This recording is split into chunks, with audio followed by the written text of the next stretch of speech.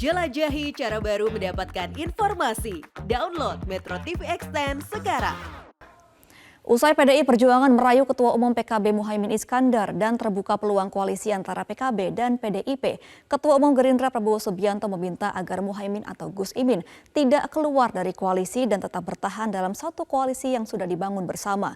Meski begitu, Prabowo tetap masih belum dapat memastikan apakah Gus Imin akan dipilihnya sebagai cawapres yang akan mendampinginya di Pilpres mendatang. Gus, jangan kemana-mana, Gus.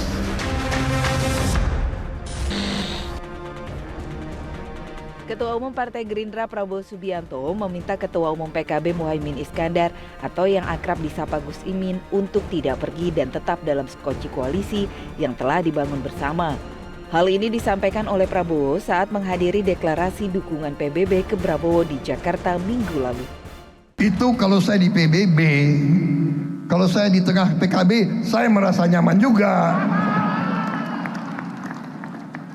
Gus, jangan kemana-mana, Gus.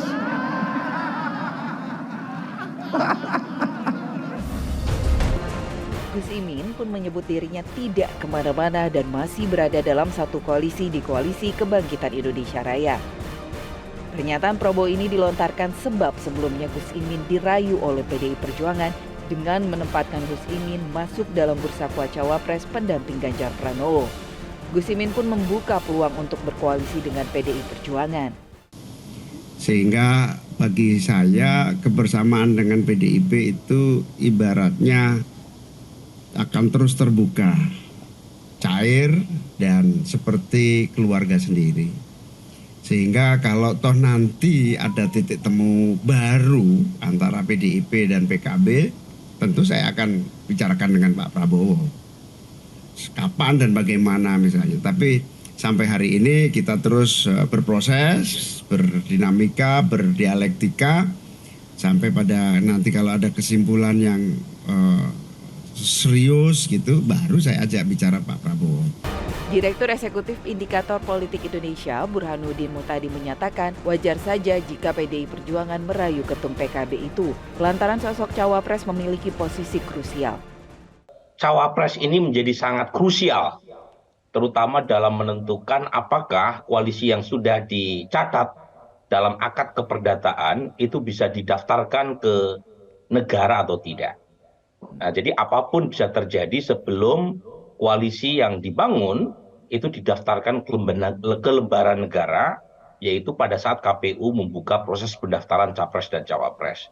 Nah, untuk melihat soliditas, apakah koalisi itu berlayar atau tidak di 2024, itu salah satu ukurannya adalah soal power sharing. Nah, power sharing paling utama itu berkaitan dengan cawapres. Kenapa? Karena pemilunya serentak, yaitu Pilpres dan Pileg dilakukan secara bersamaan, dan partai yang bisa membuat tokohnya berada di lembar suara, baik sebagai capres atau cawapres, itu berharap ada kotel efek. Sampai saat ini pun Prabowo masih belum dapat memutuskan apakah Gus Imin akan dipilihnya untuk menjadi cawapres pendamping dirinya di Pilpres 2024. Bahkan Gerindra disebut akan berpatok pada elektabilitas dalam penentuan cawapres pendamping Prabowo. Tim Liputan Metro TV. Cara mudah mendapatkan informasi dengan satu sentuhan jari. Download Metro TV Extend.